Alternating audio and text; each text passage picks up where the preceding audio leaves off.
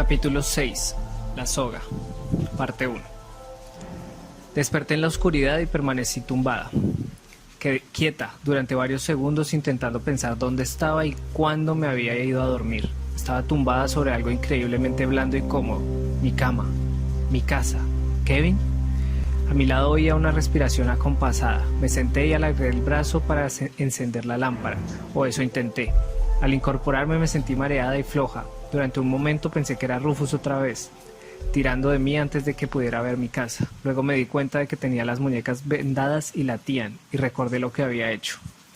Entonces encendió la lámpara del lado de Kevin y le vi perfectamente. Ya no llevaba barba, pero no se había cortado la mata de pelo gris. Me quedé tumbada y le miré. «Eres guapísimo», dije. «Te pareces un poco a un retrato heroico de Andrew Jackson que vi una vez». «¿Qué va?», respondió. «Ese hombre está más flaco que un palo. Le he visto. Pero no has visto mi retrato heroico». «¿Por qué diablos te hiciste esos cortes? Podrías haberte desangrado. ¿O era lo que querías?» «Sí, quería volver a casa. Tenía que haber una manera menos peligrosa». Me froté las muñecas con cuidado. No hay ninguna manera poco peligrosa de llegar al borde de la muerte. Los somníferos me daban miedo. Me los llevé porque quería poder matarme si quería morir. Pero tenía miedo de usarlos para provocar mi vuelta a casa y morirme antes de que tú o algún médico os dierais cuenta de lo que me pasaba. O en caso de no morirme, quedarme con algún efecto colateral siniestro, como una gangrena. «Ya veo», dijo al cabo de un rato. «¿Me has vendado tú?» «¿Yo? No. Creo que esto era demasiado serio para mí. No podía hacerle frente yo solo. Detuve la hemorragia como pude y llamé a Lou George. Él fue quien te vendió». Louis George era un médico amigo de Kevin. Se habían conocido en una ocasión en que Kevin le entrevistó para un artículo y habían congeniado muy bien. Terminaron escribiendo juntos un libro de ensayo. Lou dijo que habías conseguido evitar las principales arterias en las dos muñecas, me explicó Kevin. Que no habías hecho más que arañarte un poco, en realidad. ¿Con toda esa sangre? No fue tanta. Seguramente estabas demasiado asustada para hacerte un corto más profundo. Suspiré. Bueno, supongo que debo alegrarme de no haberme hecho más daño de la cuenta. Y he vuelto a casa. ¿Qué te parecería ir a ver a un psiquiatra? No lo dirás en serio. Yo no, pero Lou sí. Dice que si haces este tipo de cosas es que necesitas ayuda. Ay Dios, ¿de verdad? La de mentiras que tendría que inventarme. Bueno, esta vez probablemente no tengas que hacerlo. Lou es un amigo, pero si lo vuelves a hacer, puede que te metieran en alguna institución para darte tratamiento psiquiátrico, lo quisieras o no. La ley trata de proteger a las personas así de sí mismas. Me di cuenta de que me estaba riendo, casi llorando. Apoyé la cabeza en su hombro y me pregunté si pasar un tiempo en algún tipo de institución mental podría ser peor que varios meses de esclavitud. Lo dudaba. ¿Cuánto tiempo ha sido esta vez?, pregunté.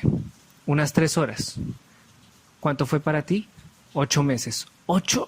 Me rodeó con un brazo y me atrajo hacia sí. No me extraña que te cortaras las venas. Nació Agar. Ah, ¿sí? Nos quedamos un momento en silencio. Luego él dijo, ¿qué va a suponer eso? Me retorcí incómoda y me apoyé sin querer en una de las muñecas. La súbita punzada de dolor me dejó sin respiración. Ten cuidado, dijo Kevin. Ten un poco más de consideración contigo misma para variar. ¿Dónde está mi bolsa? Aquí. Retiró la manta y me enseñó la bolsa, que seguía atada a mí. ¿Qué vas a hacer, Dana? No lo sé. ¿Cómo es él ahora? Él, Rufus, se había convertido en un elemento fijo de mi vida, hasta tal punto que casi no era necesario ni mencionar su nombre. Murió su padre, dije. Es el que lleva las cosas ahora. ¿Bien? No sé. ¿Cómo se lleva bien un negocio que implica poseer y vender esclavos? No muy bien, respondió Kevin. Se levantó y fue a la cocina. Regresó con un vaso de agua. ¿Tienes hambre? ¿Te traigo algo de comer? No, no tengo mucha hambre. ¿Qué te hizo para que terminaras por cortarte las venas? Nada. A mí nada. Nada importante. Vendió a un hombre que tenía familia en la plantación. No tenía necesidad de venderlo. Cuando se lo dije, me pegó. Seguramente él nunca llegará a ser tan duro como lo era su padre, pero es un hombre de su tiempo. Entonces, no me parece que tengas que tomar una decisión demasiado difícil. Te equivocas. En una ocasión hablé con Kerry de esto y me dijo... ¿Kerry? Me dijo extrañado. Sí, me dijo... se hace entender, Kevin. ¿No estuviste por allí el tiempo suficiente para verlo? No traté demasiado con ella. Recuerdo que me preguntaba si sería algo retrasada. Dios, no, en absoluto. Cuando llegas a conocerla, ni se te pasa por la cabeza. Kevin se encogió de hombros. Bueno, da igual. ¿Qué te dijo? Que si yo dejaba morir a Rufus, acabarían por venderlos a todos. Han separado a muchas familias. Ella tiene ya 3 hijos. Se quedó callado unos segundos y luego, tras pensarlo, añadió: la podrían vender junto a sus hijos, si son todavía pequeños, pero dudo que nadie se molestara en mantenerlos juntos a ella y a su marido. Podrían comprarla para dársela a otro hombre, para criar. Es de lo que se trata, ¿sabes? Sí, así que ya ves que mi decisión no es tan sencilla como parece. Pero los venderán de todos modos. No a todos. Dios bendito, Kevin, bastante duras son sus vidas ya. ¿Y qué hay de la tuya? La mía es mejor que la que conocerán la mayoría de ellos. Puede que eso también cambie, según se vaya haciendo viejo. Me incorporé intentando ignorar mi propia debilidad. Kevin, dime qué quieres que haga. Apartó la vista y no dijo nada. Le di varios segundos, pero se quedó en silencio. Es real ahora, ¿verdad? Dije suavemente. Ya hemos hablado antes de esto. Dios sabe cuánto hace, pero entonces era abstracto. Ahora, Kevin, si tú no eres capaz de decirlo, ¿cómo puedes esperar que lo haga yo?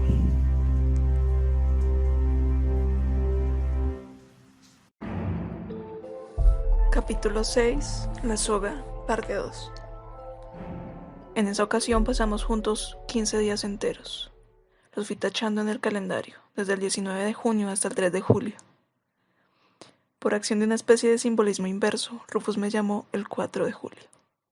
Pero al menos Kevin y yo habíamos tenido la oportunidad de volver a acomodarnos al siglo XX. Sin embargo, no habíamos necesitado acomodarnos el uno al otro. Aunque las separaciones no habían sido buenas para ninguno de los dos, tampoco nos habían perjudicado. Era fácil volver a estar juntos, y sabíamos que compartíamos experiencias que nadie podía creer. Lo que no nos resultaba sencillo era estar con otras personas. Vino mi prima a visitarnos y cuando Kevin fue a abrirle la puerta no le reconoció. ¿Qué le pasa?, me preguntó en voz baja más tarde cuando ella y yo nos quedamos a solas. ¿Ha estado enfermo?, mentí. ¿De qué? El médico no está seguro de lo que ha tenido, pero ya está mucho mejor. Tiene el mismo aspecto que tenía el padre de mi amiga, que tuvo cáncer. Julie, por amor de Dios. Yo lo siento, pero... Bah, no me hagas caso. No te había vuelto a pegar, ¿verdad? No. Bueno, ya salgo. Tienes que cuidarte. Tú también tienes peor aspecto que antes. Kevin intentó conducir. Era la primera vez que lo intentaba tras 5 años montado a caballo o llevando carretas. Dijo que el tráfico le confundía, que le ponía más nervioso de lo que él mismo podía explicar, que había estado a punto de matar a un par de personas. Entonces metió el coche en el garaje y lo dejó allí. Naturalmente, yo no pensaba conducir ni montar en coche con nadie mientras existiera la posibilidad de que Rufus volviera a llevarme. Transcurrida una semana entera, Kevin empezó a dudar que volvería a ocurrir. Yo no lo dudaba. No le deseaba la muerte por el bien de la gente cuyas vidas controlaba, pero yo no podía vivir tranquila mientras él viviera. Tal y como estaban las cosas, antes o después, se volvería a meter en algún lío y me llamaría de nuevo. Yo tenía siempre cerca la bolsa vaquera. «Sabes que algún día tendrás que dejar de arrastrar eso por ahí y volver a la vida», dijo Kevin al cabo de 2 semanas. Había vuelto a intentar conducir y cuando entró en casa las manos le temblaban. Diablos, hay veces que me pregunto si no tienes ganas de volver a Maryland a pesar de todo. Yo había estado viendo la televisión, o al menos había tenido la televisión puesta. De hecho, estaba leyendo algunas páginas del diario que había escrito y que conseguí traerme a casa en la bolsa, y me preguntaba si podría convertirlas en una historia. Miré a Kevin. ¿Yo? ¿Por qué no? 8 meses son 8 meses. Solté el diario sobre la mesa y me levanté a apagar el televisor. Déjalo puesto, dijo Kevin. Lo apagué. Creo que tienes algo que decirme, dije yo, así que quiero oírlo bien. ¿No quieres oír nada? No, no quiero, pero voy a hacerlo, ¿verdad? Dios mío, Dana, han pasado ya 2 semanas. Antes de la última vez fueron 8 días, la última unas 3 horas. Los intervalos entre uno y otro viaje no significan nada. ¿Qué edad tenía él la última vez? Había cumplido los 25 la última vez que estuviste, y yo, aunque nunca pude probarlo, cumplí 27. Ya es adulto. Me encogí de hombros. ¿Recuerdas lo que dijo justo cuando iba a dispararte? No, tenía otras cosas en la cabeza. Yo lo había olvidado, pero me ha vuelto la memoria, dijo. No me vas a abandonar. Me quedé un momento pensando. Sí, no me parece raro. A mí sí me parece raro. Quiero decir que es posible que dijera eso. Yo no controlo lo que él dice. Aún así, hice una pausa y me miró como si esperase que yo le dijera algo. No lo hice. Sonó como algo que podría decirte yo si fueras a dejarme. ¿Tú me dirías algo así? Ya sabes a qué me refiero. No, di tú a qué te refieres. Yo no puedo responder si no lo dices. Inspiró profundamente. De acuerdo, has dicho que es un hombre de su tiempo y me has contado lo que ha hecho a Alice, que te ha hecho a ti. Enviarme a trabajar a la plantación, mandar que me azoten, obligarme a pasar casi 8 meses durmiendo en el suelo del dormitorio de su madre, vender personas. Ha hecho un montón de cosas, pero lo peor siempre se lo ha hecho a otros. A mí no me ha violado, Kevin. Él entiende. Y parece que tú no. Que eso sería una forma de suicidio. ¿Quieres decir que es algo que podría hacer si quisiera que tú le mataras, por ejemplo? Suspiré y me acerqué a él y me senté en el brazo de su sillón. Le miré. Dime que crees que te estoy mintiendo. Me miró dubitativo. Mira, si sucediera algo yo lo entendería. Sé cómo eran las cosas entonces. ¿Quieres decir que podrías perdonarme si me violara? Dana, yo viví allí. Yo sé cómo era esa gente, y la actitud de Rufus hacia ti fue lo más sensato la mayor parte del tiempo. Sabes que puedo matarle con solo volverle la espalda en el momento preciso, y siempre ha creído que nunca estaría con él porque te quería a ti. En una ocasión dijo algo así. Se equivocaba, pero nunca le saqué de su error. ¿Se equivocaba? En parte sí. Por supuesto que te quiero y no quiero a nadie más. Pero hay otra razón, y cuando estoy allí esa razón es la que más importa. No creo que Rufus la haya entendido. Tal vez tú tampoco. Explícamelo. Pensé un momento intentando encontrar las palabras idóneas. Si podía hacérselo entender, seguramente me creería. Tenía que creerme. Él era lo que me anclaba a mi tiempo, la única persona que sabía por lo que yo estaba pasando. ¿Sabes qué pensé cuando vi a Tess atada a los demás esclavos? Le dije. Yo le había contado lo de Tess y Sam, que los había conocido, que Rufus los había vendido, pero no le había dado todos los detalles, sobre todo los relativos a la venta de Sam. Durante 2 semanas había estado intentando evitar que sus pensamientos fueran en la dirección que habían tomado en ese momento. ¿Qué tiene que ver Tess con...? Pensé que podía ser yo. Yo la que estuviera allí con una soga al cuello, esperando a que alguien me llevara como un perro. Hice una pausa, le miré y seguí más tranquila. Yo no soy un objeto que alguien posee, Kevin. No soy un caballo ni un saco de trigo. Y si tengo que parecerlo, si tengo que aceptar los límites de mi libertad por Rufus, él también tiene que aceptar unos límites en su forma de comportarse conmigo. Tiene que dejarme controlar mi vida lo suficiente para poder vivir, para que vivir merezca mejor opción que matarme o morir. Si todos tus antepasados hubieran pensado así, tú no estarías aquí, dijo Kevin.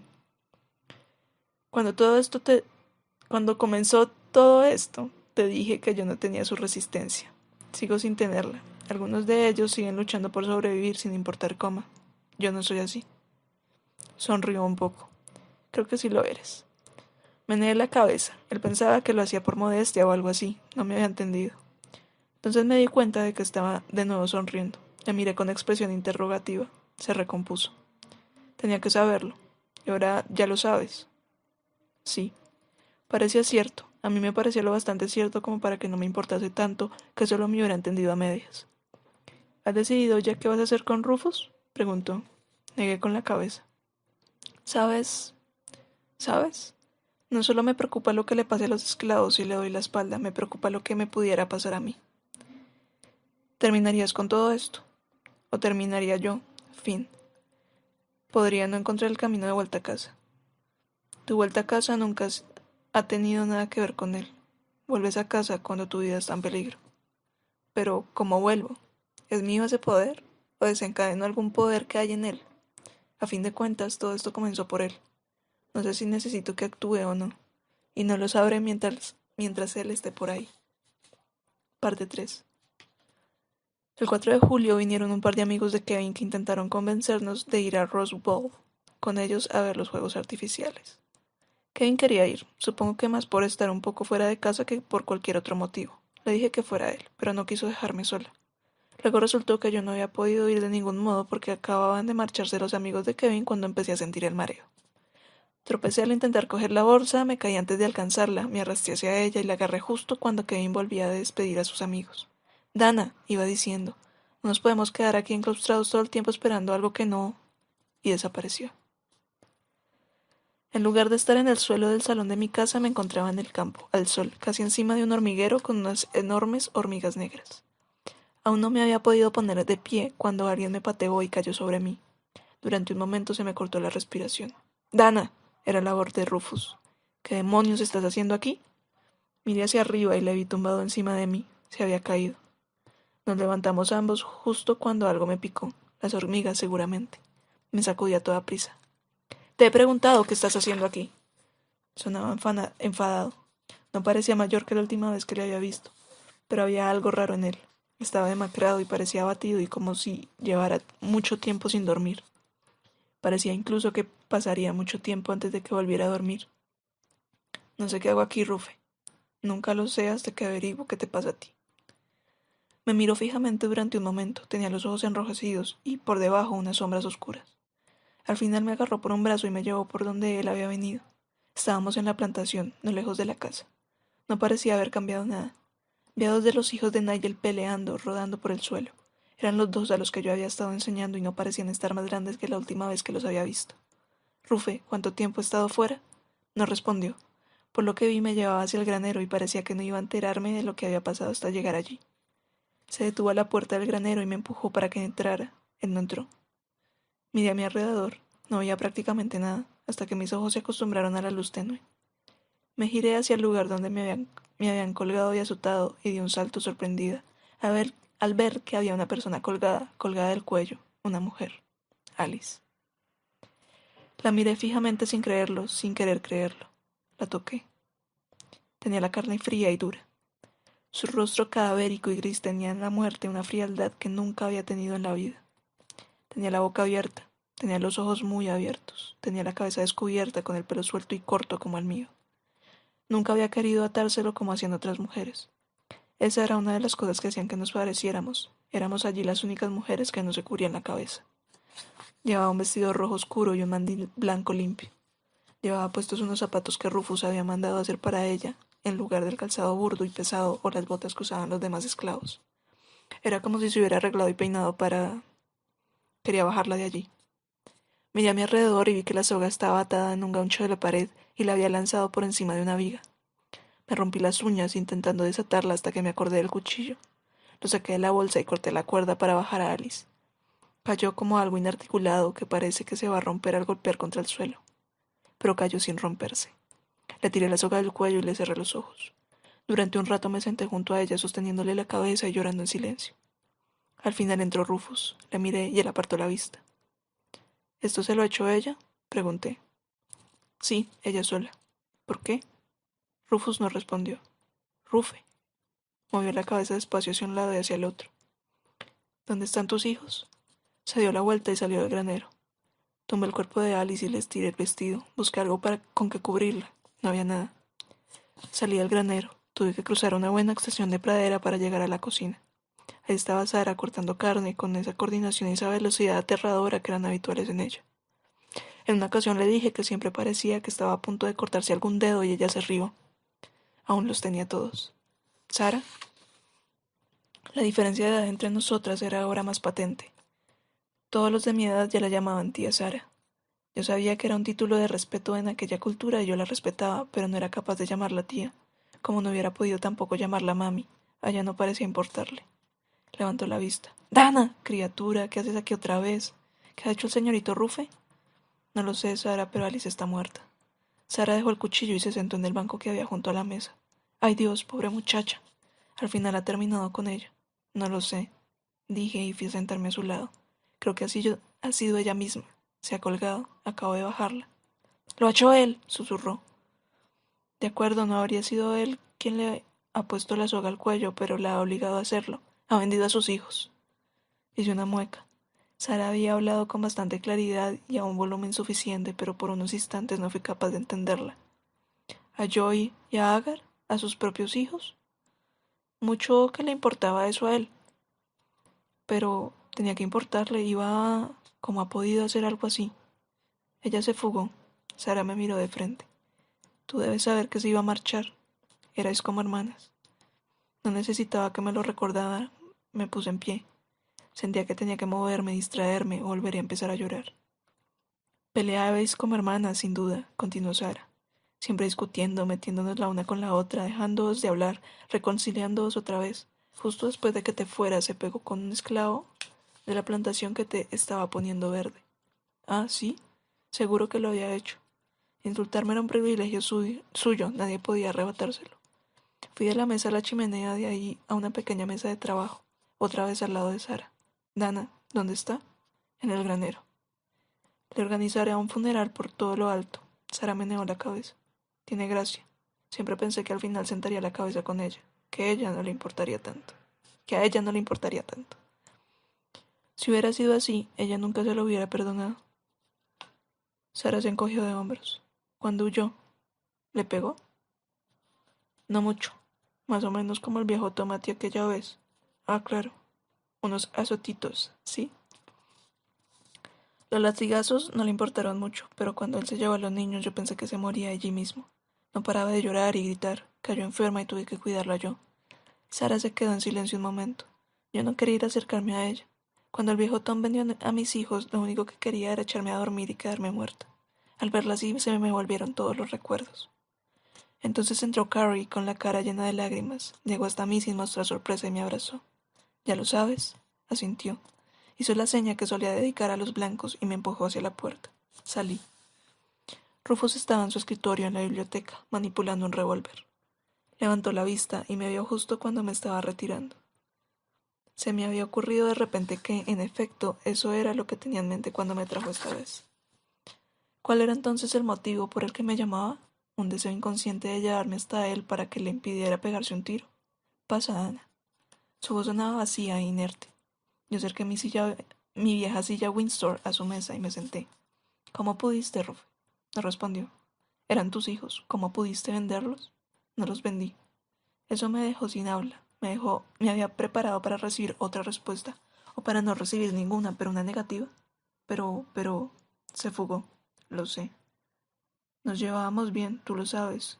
Tú estabas aquí y era estupendo. Una vez mientras tú no estabas, vino a mi habitación, vino por su voluntad. Rufe. Todo iba bien, hasta seguí dándole clases a Joe. Yo dije a Alice que los liberaría a los dos. Pero ella no te creía, pensaba que no le pondrías por escrito. Lo habría hecho. Me encogí de hombros. ¿Dónde están los niños, Rufe? En Baltimore, con la hermana de mi madre. ¿Pero por qué? Quería escarmentarla, asustarla, quería hacerle ver qué pasaría si intentaba dejarme. ¡Ay, Dios! ¿Y por qué no los trajiste cuando ella enfermó? Ojalá lo hubiera hecho. ¿Por qué no lo hiciste? No lo sé. Aparte la mirada asqueada. Tú la has matado. Es como si le hubieras puesto esa pistola en la cabeza y hubieras apretado el gatillo. Miró la pistola y la dejó sobre la mesa. ¿Qué vas a hacer ahora? Pregunté. Nigel ha ido a buscar un ataúd. Uno bueno, no una caja de esas que hacen en casa. Iba a buscar a un sacerdote para que venga mañana. Me refiero a qué vas a hacer ahora con tus hijos. Me miró sin saber qué decir. 2 certificados de libertad, le dije. Se los debes. Aunque solo sea eso. Les has dejado sin madre. Maldita seas, Dana, deja de repetir eso, deja de decir que yo la maté. Le miré. ¿Por qué me dejaste? Si tú no te hubieras ido, ella no se habría fugado. Me froté la cara donde él me había pegado cuando le rogué que no vendiera a Sam. No tenías por qué irte. Te estabas convirtiendo en un ser junto al que no quería estar. Silencio. 2 certificados de libertad, Rufe. Todo legal. Libera a los niños. Es lo menos que puedes hacer.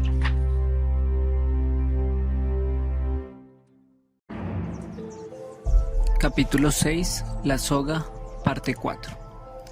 Al día siguiente se celebró un funeral al aire libre. Asistieron todos, los esclavos de la plantación, los criados de la casa y hasta el indiferente Evan Fowler.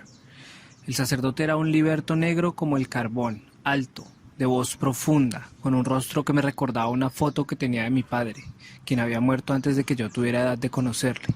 El sacerdote no era analfabeto, tenía una Biblia en las manos, enormes, y leía párrafos del libro de Job y del Eclesiastés que yo casi no podía soportar escuchar. Me había apartado de las estrictas enseñanzas baptistas de mi tío hacía muchos años. pero incluso ahora, especialmente ahora, me conmovían las palabras amargas y melancólicas de Job. El hombre ha nacido de mujer, corto de días y harto de tormentos, como la flor brota y se marchita, y huye como la sombra sin pararse. No sé cómo me mantuve en silencio, me sequé las lágrimas calladas, espanté las moscas y los mosquitos mientras oía los susurros de los asistentes. Ha ido al infierno, ya sabéis que quien se quita la vida va al infierno. Cierra la boca o el amo Rufe te mandará a ti también allí con ella. Silencio. La enterraron. Después hubo un gran banquete. También mis parientes servían una comida después de los funerales. Nunca se me había ocurrido pensar a cuándo se remontaría esa costumbre. Comí un poco y me fui a la biblioteca. Allí podría estar sola, podría escribir. A veces escribía las cosas porque no conseguía decirlas. No lograba ordenar mis sentimientos y no podía quedarme con todo aquello dentro, embotellado. Lo que escribía en esas circunstancias siempre lo destruía después. No era para que lo leyera otra persona, ni siquiera Kevin. Al cabo de un rato vino Rufus, cuando ya casi había acabado de verter todo sobre el papel. Se acercó al escritorio, se sentó en mi vieja Windsor. Yo estaba sentada en su silla y apoyó la cabeza en la mesa. Estuvimos sentados un buen rato sin decirnos nada. Al día siguiente me llevó con él al pueblo. Fuimos a los juzgados, que estaban en un viejo edificio de ladrillo, y yo estuve junto a él mientras le expedían los certificados de libertad para sus hijos. «Si los traigo a casa», dijo mientras regresábamos, «¿te harás cargo de ellos?». Meneé la cabeza. «No sería bueno para ellos, Rufe. Este no es mi hogar. Se habituarían a mí y luego yo desaparecería». «¿Quién entonces?». «Carrie». «Sara le ayudará». Asintió, como distraído. Una mañana temprano, días después de aquello, partió para Easton Point, donde cogería un vapor hacia Baltimore. Me ofrecí a ir con él para echarle una mano con los niños, pero me miró con una expresión de desconfianza que no pude evitar descifrar. «Rufe, no tengo que ir a Baltimore para escapar de ti. Me propongo de verdad ayudarte». «Quédate aquí», dijo. Y se fue a hablar con Evan Fowler antes de marcharse. Sabía cómo me había ido de allí la última vez. Me había preguntado y yo se lo había contado. «¿Pero por qué?», me había preguntado en tono exigente. «Podrías haberte matado». «Hay cosas peores que estar muerto», le había respondido yo. Y él se había dado la vuelta y se había ido. Ahora me vigilaba más que antes, pero no podía vigilarme continuamente, y a menos que me encadenara no podía evitar que yo tomara una ruta u otra para largarme de su mundo si quería hacerlo. Él no podía controlarme y estaba claro que le fastidiaba. Mientras Rufus estuvo fuera, Evan Fowler pasó en la casa mucho más tiempo del que debía. Conmigo hablaba poco y no me daba órdenes, pero estaba allí. Yo me refugiaba en la habitación de Margaret Whaling, y a ella le complacía tanto que hablaba sin parar. Me di cuenta de que me reía y mantenía conversaciones con ella. Éramos dos seres solitarios que hablaban entre sí sin preocuparse por la carga añadida que supone cualquier barrera absurda. Rufus volvió. Llegó a casa con la niñita negra en brazos y de la mano el niño que cada vez se parecía más a él. Joe me vio en el vestíbulo y vino corriendo hacia mí. Tía Dana, me abrazó. «Ya sé leer mejor, papá me ha estado enseñando. ¿Quieres oírme?» «Claro que quiero». Miré a Rufus. «¿Papá?» Me miró con los labios apretados, como si me desafiara a decir algo. Lo único que quería decirle era: «¿Por qué has tardado tanto?». El niño había pasado la mayor parte de su corta vida llamando señor a su padre. En fin, ahora que se había quedado sin madre, supongo que Rufus pensó que era hora de darle un padre. Conseguí sonreír a Rufus, una sonrisa sincera. No quería que se sintiera incómodo o se pusiera a la defensiva por reconocer, por fin, a su hijo. Me devolvió la sonrisa, parecía tranquilo. «Deberíamos seguir con las clases, ¿verdad?». Asintió. «Creo que a los otros tampoco les ha dado tiempo de olvidar gran cosa». No habían olvidado gran cosa. Para ellos yo solo había estado fuera 3 meses, con lo que habían tenido algo así como unas vacaciones de verano. Era hora de volver al colegio, y yo, despacio y con delicadeza, comencé a llevar a Rufus a mi terreno. Comencé a intentar convencerle de que liberase a alguno más, unos cuantos. Quizá en su testamento a todos ellos. Había oído que muchos esclavistas hacían cosas así. Faltaban aún 30 años para la guerra civil. Yo podía conseguir que liberase a algunos de los esclavos adultos mientras aún eran jóvenes para que pudieran emprender una nueva vida. Por fin podía hacer algo bueno para todos. Al menos sentía la seguridad suficiente para intentarlo. Pero ahora tenía mi propia libertad al alcance de la mano. Rufus ahora pasaba más rato conmigo, aunque me necesitara menos. Me llamaba para que comiera con él y parecía escucharme cuando le hablaba de liberar a los esclavos. Pero no prometió nada.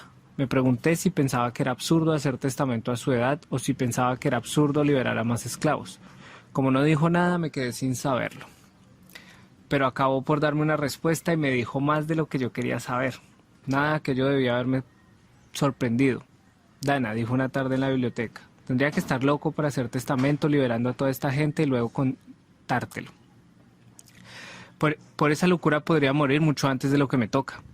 Tuve que mirarle bien para asegurarme de que hablaba en serio, pero al mirarle me quedé aún más confusa. Estaba sonriendo y tuve la sensación de que hablaba completamente en serio.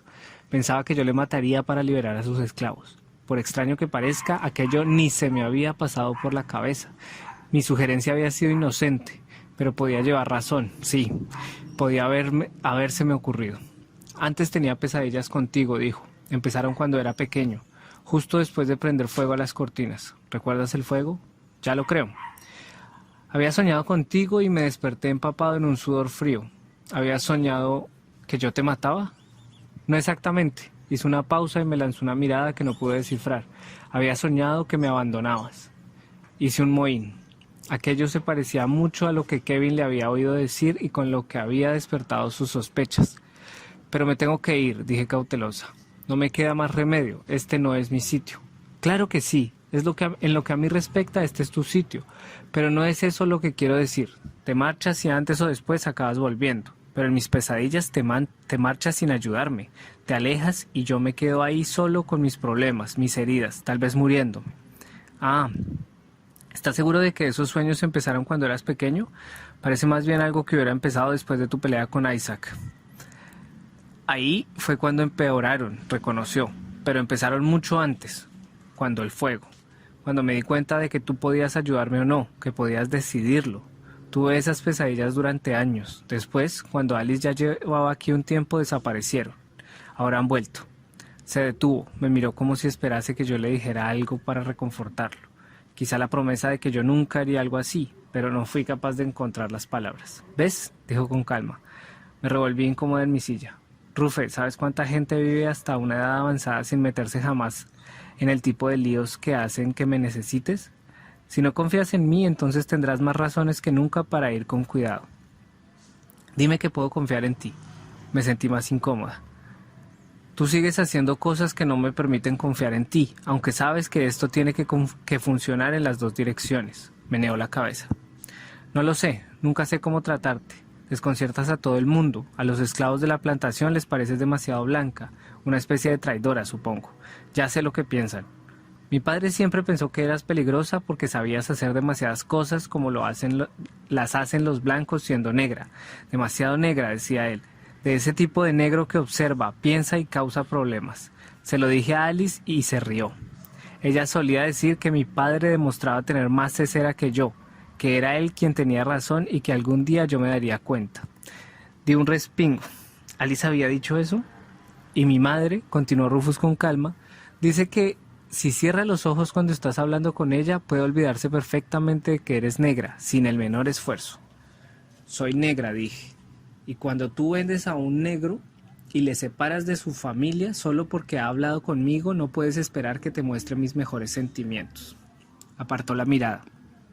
No habíamos hablado de Sam hasta ese momento. Habíamos hecho algún comentario. Le habíamos aludido sin mencionarle. Te quería para él, dijo Rufus sin rodeos.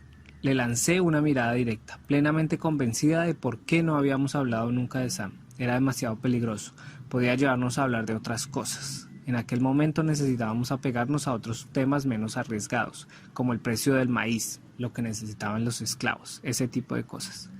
Sam no hizo nada, dije yo. Le vendiste solo por lo que tú creíste que sentía. Te quería para él, repitió Rufus. Lo mismo que tú, pensé. Y ahora no estaba Alice para hacerme el trabajo sucio. Había llegado el momento de marcharme. Hice ademán de levantarme. No te vayas, Dana. Me detuve. No quería irme a toda prisa. No quería huir de él. No quería darle ninguna pista de que iba a subir al ático a volver a abrir las cicatrices aún tiernas que tenía en las muñecas. Me senté de nuevo. Él se recostó en la silla y me miró hasta que deseé haber aprovechado la ocasión de huir. ¿Qué va a hacer de mí esta vez cuando vuelvas a casa?, dijo en voz baja. ¿Sobrevivirás? Sí, aunque no sé por qué. Por tus hijos, aunque solo sea por eso, afirmé. Los hijos de Alice, ellos son lo único que te queda de ella. Cerró los ojos y se pasó una mano por encima de los párpados. Deberían ser tus hijos, respondió. Si te inspiraran algún sentimiento, te quedarías. ¿Por ellos? Sabes que no puedo.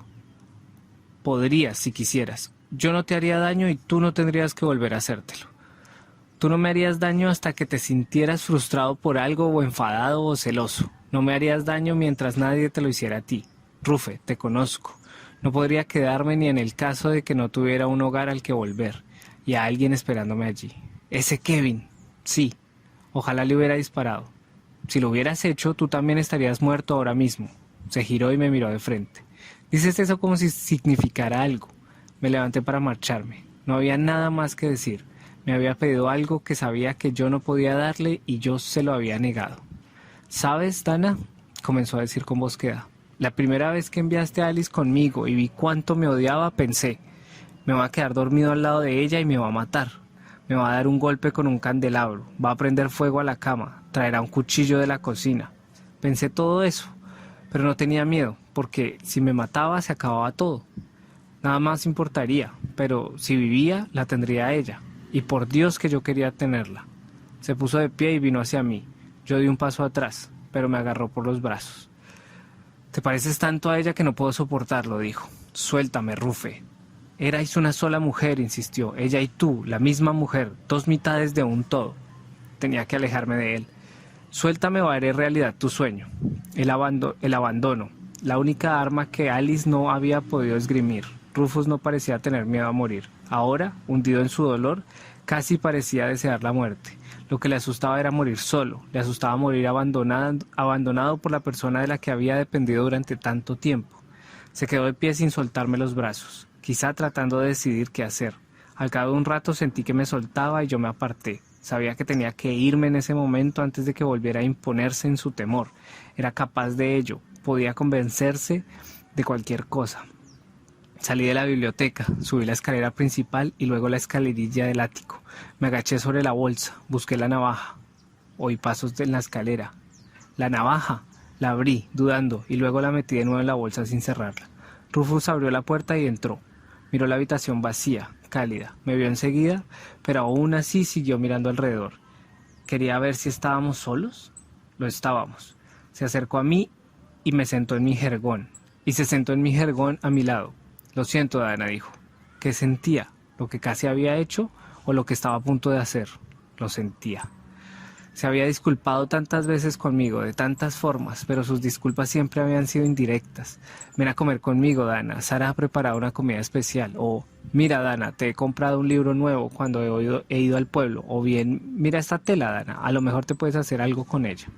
Cosas, regalos que me ofrecía cuando sabía que me había herido u ofendido, pero hasta entonces nunca había dicho, lo siento, Dana. Le miré indecisa. Nunca me he sentido tan solo en mi vida, dijo. Esas palabras me llegaron muy hondo, como ninguna otra cosa que hubiera podido decir. Yo sabía lo que era estar sola. Me vinieron a la memoria las veces que había vuelto sola a mi casa, sin Kevin, la soledad, el miedo, la desesperanza que había sentido a veces. La desesperanza no significaba nada para Rufus, claro. Alice estaba muerta y enterrada, solo le quedaban sus hijos, pero uno de ellos, al menos, también había querido a Alice, Joe. ¿Dónde está mi mamá?, preguntó el primer día que pasó en casa. Se ha marchado, le había dicho Rufus. Se marchó de aquí. ¿Y cuándo vuelve? No lo sé. El niño se acercó a mí. Tía Dana, ¿a dónde ha ido mi mamá? Cariño, ha muerto. ¿Muerto? Sí, como la viejecita Mary, quien por cierto había recorrido por fin el tramo que le quedaba hasta su recompensa. Había vivido más de 80 años. Había venido desde África, decía la gente. Nigel le había construido una caja y Mary había ido a descansar cerca de donde estaba Alice ahora. Pero mamá no era viejecita. No, pero estaba enferma, Joe. Papá dice que se marchó de aquí. Bueno, porque se fue al cielo. No. Se había puesto a llorar y no había intentado consolarle. Y yo había intentado consolarle. Me recordaba el dolor que me había causado la muerte de mi madre, sufrimiento, soledad, incertidumbre en casa de mis tíos. Abracé al niño y le dije que, gracias a Dios, aún tenía a su papá. y a Sarah y a Carrie y a Nigel, que le querían mucho, que no dejarían que nada malo le ocurriera, que si ellos pudieran protegerle como si pudieran protegerse a sí mismos. Dejé que fuera un rato a la cabaña de su madre él solo. Quería hacerlo. Luego se lo dije a Rufus y él no supo si pegarme o agradecérmelo. Me había mirado fijamente, con la piel de la cara tirante, serio. Luego se relajó, asintió y fue a buscar a su hijo. Y en ese momento estaba conmigo diciéndome que lo sentía, que estaba muy solo y que quería que yo ocupara el lugar de los muertos. «Tú nunca me has odiado, ¿verdad?», me preguntó. «No por mucho tiempo. Y no sé el motivo, porque te esmeraste mucho en conseguir que te odiara, Rufe. Ella me odiaba desde la primera vez que la forcé. No la culpo. Hasta justo antes de oír. Ahí ya había dejado de odiarme. Me preguntó cuánto tiempo te llevará a ti. ¿El qué? Dejar de odiarme. Ay, Dios. Casi contra mi voluntad agarré fuerte el mango de la navaja que estaba todavía oculta en la bolsa. Él me agarró de la otra mano. La mantuvo sujeta con firmeza, pero delicadamente, hasta que yo intentara soltarme. De eso estaba segura. «Rufe», le dije, «tus hijos son libres, son pequeños, te necesitan a ti para que guardes su libertad. Entonces depende de ti, ¿no?». Poseída por una súbita ira, retorcí la mano tratando de soltarme de Rufus, pero el contacto pasó enseguida de ser una caricia a ser una trampa, y tenía la mano derecha sudorosa. La navaja se me resbalaba. «Depende de ti», repitió. «No, maldita sea, no depende de mí. Hace ya demasiado tiempo que mantenerte con vida depende de mí. ¿Por qué no te pegaste un tiro cuando lo preparaste? Yo no te lo habría impedido». «Ya lo sé». La suavidad de su tono me hizo volver a mirarle. «¿Qué más puedo perder?», preguntó. Me tiró contra el jergón y durante unos instantes estuvimos allí echados quietos y en silencio. ¿A qué estaba esperando? ¿A qué esperaba yo? Él estaba tumbado con la cabeza apoyada en mi hombro. Me había abrazado con el brazo izquierdo y con la mano derecha seguía agarrando la mía. Poco a poco me di cuenta de lo fácil que sería seguir así y perdonarle también esto. Muy fácil a pesar de todo lo que yo había dicho. No lo sería tanto levantar la navaja y hundirla en aquella carne que tantas veces había puesto a salvo. No sería tan fácil matarle. No me estaba haciendo daño ni me lo haría si yo me quedaba como estaba. Él no era su padre, viejo y feo, brutal y desagradable. Él olía a jabón, como si hubiera bañado no hacía mucho. ¿Se había bañado para mí? Llevaba el pelo rojo peinado y un poco húmedo, pero yo nunca sería para él lo que Tess había sido para su padre, un objeto que se pasaban unos a otros como la jarra de whisky en el maizal durante la cosecha. Él no me haría eso, ni me vendería, No. Sentía la navaja en la mano, todavía sudorosa. Un esclavo era un esclavo y se podía hacer con él lo que se quisiera. Y Rufus era Rufus, errático, unas veces generoso y otras cruel. Le podía aceptar como antepasado, como hermano pequeño, como amigo, pero no como amo y no como amante. Eso ya se lo había hecho entender. Me retorcí de repente y me solté. Él me agarró intentando no hacerme daño. Me di cuenta de que estaba intentando no hacerme daño, aunque yo ya había levantado la navaja, aunque ya se la había hundido en un costado. Gritó. Yo nunca había oído a nadie gritar así. Era un sonido animal. Volvió a gritar, un gorjeo grave, feo. Durante un momento me soltó la mano, pero me agarró el brazo antes de que yo pudiera apartarme. Luego levantó el puño que tenía libre para pegarme una y otra vez, como había hecho aquel patrullero tanto tiempo atrás. Me las arreglé para tirar de la navaja que aún tenía clavada. La levanté y se la volví a hundir en la espalda. Esta vez solo gruñó. Se cayó sobre mí todavía vivo, todavía sujetándome el brazo. Yo estaba tumbada debajo de él, casi inconsciente por los golpes y sentí náuseas. El estómago se me empezó a retorcer y vomité sobre los dos. «Dana», una voz, la voz de un hombre. «Dana». «¿Qué? Ay, no, Dios, no». «Nigel», gimió Rufus con su largo suspiro tembloroso. Su cuerpo se quedó laxo y yo empecé a sentirlo pesado como el plomo. Lo aparté como pude, todo su cuerpo salvo la mano, que sentía aferrada a mi brazo. Entonces empecé a sentir unas convulsiones terribles y más ganas de vomitar. Algo, más fuerte y más duro que la mano de Rufus, me atenazó el brazo y me lo apretó. Sentí que se agarrotaba y empezaba a empujar contra lo que fuese aquello, sin dolor al principio, que se derretía y se fundía con ello, como si me estuviera absorbiendo el brazo. Era algo frío e inanimado. Algo, pintura, escayola, madera, una pared. La pared de mi salón. Había vuelto a casa, a mi propia época, pero de alguna manera seguía atrapada, pegada a la pared como si a la pared le hubiera crecido un brazo. el mío, y sobresaliera de ella. Desde el codo hasta la punta de los dedos, mi brazo izquierdo se había convertido en una porción de pared. Miré el lugar exacto donde la carne se fundía con la escayola. Miré fijamente sin poder entenderlo. Era también el lugar exacto por donde Rufus me había atenazado con los dedos. Tiré el brazo hacia mí, tiré fuerte, y de repente una catarata de dolor, una agonía roja e imposible. Grité y grité.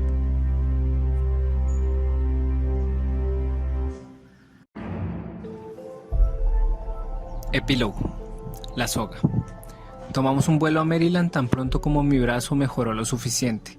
Allí alquilamos un coche. Kevin había vuelto por fin a conducir y recorrimos Baltimore y luego Easton. Había un puente para llegar y no había que tomar el vapor en el que había ido Rufus. Al final pude ver bien la ciudad de la que tan cerca había vivido y de la que tampoco había visto. Encontramos los juzgados, una vieja iglesia y unos cuantos edificios que el tiempo no había desgastado. Y encontramos un Burger King, un Holiday Inn, Texaco y colegios a los que asistían juntos niños blancos y negros, y gente mayor que nos miraba a Kevin y a mí una y otra vez. Fuimos al campo, a lo que todavía eran bosques y cultivos, y encontramos algunas casas de la época. Un par de ellas podrían perfectamente haber sido la casa de Wailing. Estaban bien conservadas y eran más bonitas, pero del mismo estilo colonial georgiano del ladrillo rojo. La casa de Rufus, sin embargo, no estaba. Hasta donde podíamos asegurar nosotros, el lugar donde había estado se encontraba ahora cubierto por una amplia extensión de maíz. La casa, como Rufus, ya solo era polvo. Yo fui quien insistió en que buscáramos su tumba. Preguntamos al granjero por ella, porque Rufus, al igual que su padre, la vieja Mary y Alice, estaría seguramente enterrado en la plantación. Pero el granjero no sabía nada, o al menos no dijo nada. La única pista que encontramos, más que una pista en realidad, fue un viejo artículo de periódico, una noticia que decía que el señor Rufus Wailing había muerto en un incendio que destruyó su casa parcialmente. En periódicos de fecha posterior se daba noticia de la venta de los esclavos de la propiedad de Wailing. Había una lista con sus nombres de pila, edades aproximadas y un detalle de lo que sabían hacer. Aparecían en la lista los 3 hijos de Nigel, pero ni Nigel ni Carrie. Estaba Sarah, pero no Joe ni Agar. Todos los demás estaban, todos. Pensé en todo aquello y hice encajar todas las piezas que pude. El fuego, por ejemplo. Era posible que lo hubiera provocado Nigel para ocultar lo que yo había hecho. Y sí, lo había ocultado. Se asumió que Rufus había muerto quemado. No encontré nada en aquellas crónicas incompletas de los periódicos que sugiriera que había sido asesinado. Ni siquiera que el fuego se debiera a un incendio provocado. Nigel debió de hacer un buen trabajo. Seguramente también había logrado sacar a Margaret Wailing viva de la casa. No se mencionaba su muerte, y Margaret tenía parientes en Baltimore, que era donde había vivido Agar. Kevin y yo regresamos a Baltimore a seguir buscando en los periódicos, en el registro civil, en cualquier parte donde pudiéramos encontrar algo que vinculara a Margaret y Agar, que nos hiciera suponer que habían estado juntas, o al menos que las mencionara. Margaret podía haberse llevado a los 2 niños. Tal vez al morir Alice les había aceptado. Eran sus nietos a fin de cuentas, el hijo y la hija de su único hijo. Podría haber cuidado de ellos, podría haberse quedado con ellos como esclavos. En cualquier caso, Agar al menos había vivido lo suficiente como para ser libre gracias a la 14ª enmienda. Quizá hizo testamento, dijo Kevin al terminar una de nuestras pesquisas en la Sociedad Histórica de Maryland. Pudo haber pensado que liberaría a esa gente después, cuando ya no fuera a darles ningún uso. Pero estaba su madre, dije yo. Él solo tenía 25 años. Probablemente pensaba que tenía mucho tiempo por delante para hacer testamento. Deja de defenderle, murmuró Kevin. Dudé y meneé la cabeza. No le estaba defendiendo, aunque supongo que en cierto modo me estaba defendiendo yo. Yo sé por qué no quiso hacer ese testamento. Se lo pregunté y me lo dijo. ¿Por qué? Por mí. Tenía miedo de que si lo hacía, yo le matara después. No te habría hecho falta saberlo. Ya, pero imagino que no quería arriesgarse. ¿Estaba en lo cierto? Al tener miedo, quiero decir. No lo sé. Lo dudo, teniendo en cuenta todo lo que le aguantaste. No creo que hubieras sido capaz de matarle, hasta que te atacó, claro. Y casi ni entonces, pensé yo. Kevin nunca sabría cómo habían sido aquellos últimos momentos. Yo se los había descrito brevemente y él había hecho pocas preguntas. Le estaba agradecida por ello. En ese momento me limité a responder. Defensa propia. Sí, dijo él.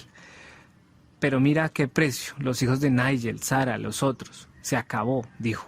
Ya no hay nada que puedas hacer para cambiarlo. Ya lo sé, respiré hondo. Me pregunto si dejaron que los niños siguieran juntos, que se quedaran con Sara tal vez. Ya lo has comprobado y no hay ningún registro. Es posible que nunca lo sepas. Me toqué la cicatriz que la bota de Tom Welling me había dejado en la cara. Me toqué el brazo izquierdo, la manga vacía. Ya lo sé, repetí. No sé por qué he querido venir aquí. Cualquiera pensaría que ya tuve bastante de aquellos tiempos. Probablemente necesitabas venir por la misma razón que yo, dijo encogiéndose de hombros, para intentar comprender, para tocar una prueba sólida de que esa gente existió, para convencerte de que estás en tu sano juicio. Miré hacia atrás, hacia el edificio de ladrillo de la sociedad histórica que era una mansión reconvertida. Si le contáramos esto a cualquier persona, pensaría que no estamos en nuestro sano juicio. Pero lo estamos, respondió Kevin, y ahora que el chico ha muerto,